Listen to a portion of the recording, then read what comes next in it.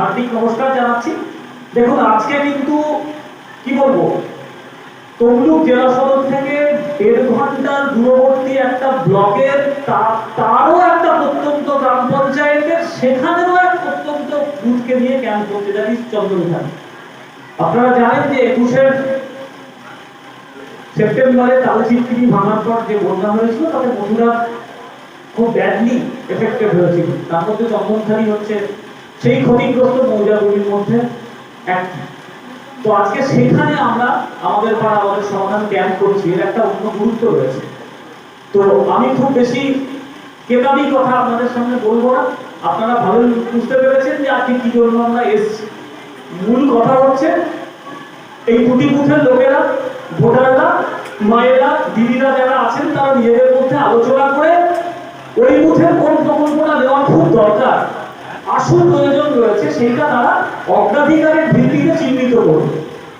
তো আমি আশা করবো আজকের এই আলোচনা যেন আপনাদের মধ্যে আলোচনাটা যেন খুব ফলপ্রসূ হয়।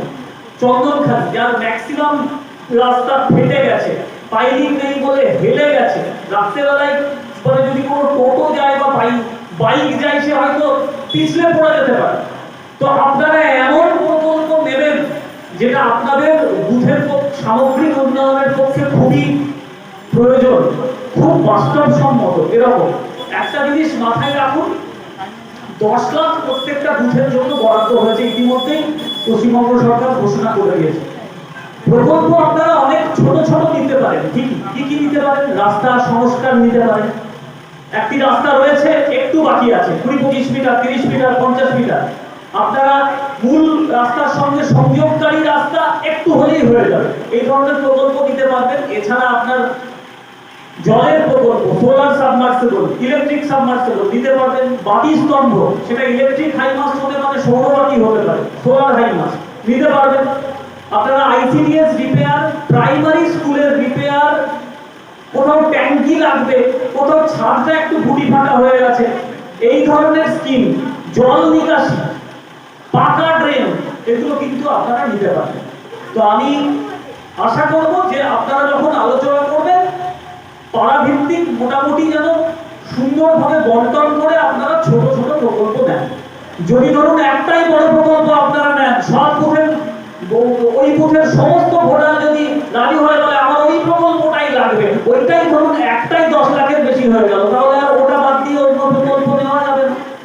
সুতরাং যা করবেন আপনারা আলোচনার ভিত্তিতে করবেন, মতামত বিনিময় সুন্দরভাবে, মানে যেটা সুচারুভাবে সুচিন্তিতভাবে করবেন। এটা মাথায় রাখুন, আমরা কিন্তু 10 লাখের বেশি প্রকল্প পাঠাতে পারবো না। আপনাদের দুটি বুথ থেকে আমাদের 50টা প্রকল্প উঠে আসতে পারে। আপনারা ভোটার তো আর জানে না এই প্রকল্পটা কত হতে পারে, সেই জন্য আমাদের নির্মাণ সহায়ক আছেন, উনি গাইড করে দেবেন। গার্ডওয়াল হলে কত ফুট গার্ডওয়ালে কত খরচ হতে পারে, 50 মিটার রাস্তায় কত হতে পারে, সেটা তারা গাইড করে দেবে। এটা মাথায় রাখবেন। 10 লাখ ছাড়িয়ে গেলে কিন্তু হবে না। সুতরাং মূল প্রকল্পগুলো, যেটা আমার চন্দনখালি বুথ এবং গোবিন্দপুর গার্লস বুথের জন্য লাগবে, সেই মূল প্রকল্পগুলো যেন প্রথম 5-6টা 7টার মধ্যে থাকে, যাতে করে ওইগুলো যেন কোনোভাবে বাদ না যায়। সেইভাবে আপনারা কিন্তু আলোচনা করে সুন্দরভাবে কিন্তু আপনারা প্রকল্পের তালিকাটি তৈরি করবেন এবং ওই বুথে আপনাদের একজন নিরপেক্ষ প্রতিনিধি থাকবেন, তিনি আপনাদের সামনে পুরো জিনিসটা পাঠ করে শোনাবেন। যেটা হচ্ছে আজকে আপনারা 4 নম্বর পেজে পাড়া আমাদের সমাধান ক্যাম্প করলেন, সেখানে কতটা সাফল্য মনে করছেন?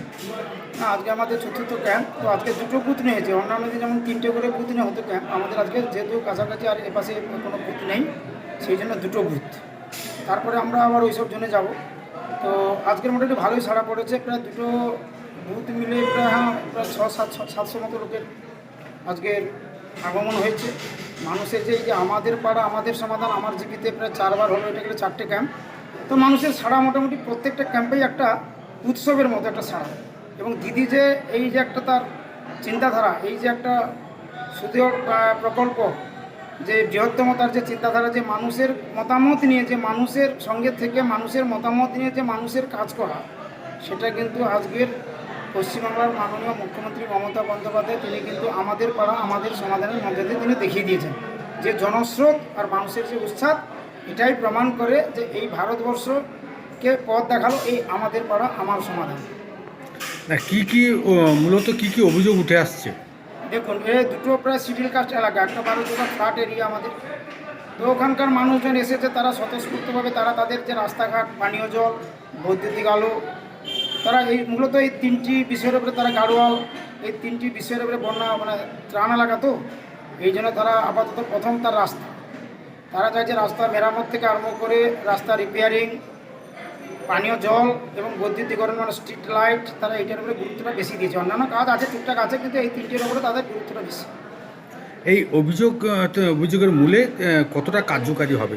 হ্যাঁ, কার্যকরী তো হবেই। 10 লক্ষ টাকার কাজ মানুষ পাবে, এলাকার মানুষ উপকৃত হবে। এই যে তারা তাদের নিজেদের মত প্রকাশ করে তারা যখন বাড়ি ফিরবে এবং তাদের যখন সেই কাজ সম্পূর্ণ হয়ে যাবে, তারা প্রচণ্ডই খুশি হবে। তখন তারা তো নিজেই ভাববে যে হ্যাঁ, আমরা ওখানে বলে এসেছিলাম, আমাদের কথা মতো এই কাজটা হলো, আমরা গ্রামের মানুষ গেছিলাম আমাদের পাড়ার আমার সমাধানে, তো আমরা আমাদের মত প্রকাশ করেছি এবং আমাদের মতামত নিয়েই কাজ হয়েছে, আমাদেরকে বাদ রেখে কোনো অন্ধকারে রেখে কোনো কাজ হয়নি।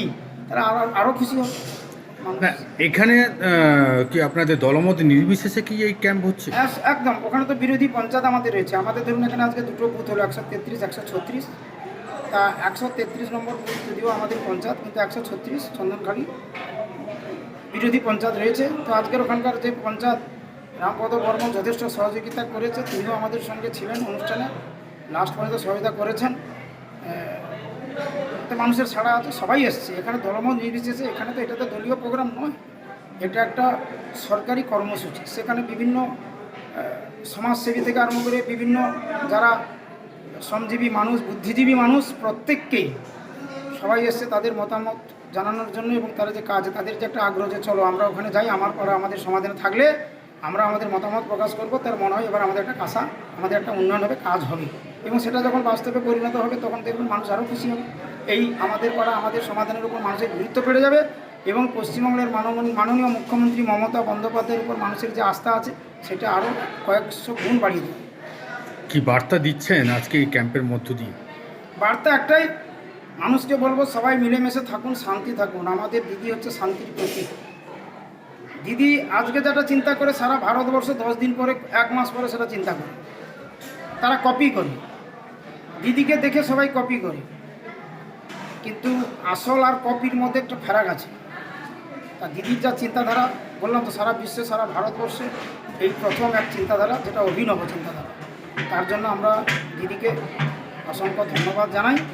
আর ধন্যবাদ জানাবো আজকের যারা এই বুথে এসেছিল 133 এবং 136 নম্বর বুথের মা বোন থেকে আবাল বৃদ্ধ বনিতা থেকে আরম্ভ করে যারা এসেছিলেন, বয়োজ্যেষ্ঠ থেকে আরম্ভ করে প্রত্যেককে, এবং যারা আজকের উপস্থিত ছিলেন সরকারি আধিকারিকরা, তাদেরকে আমি আমার পক্ষ থেকে আন্তরিক শুভেচ্ছা এবং ভালোবাসা জানাচ্ছি।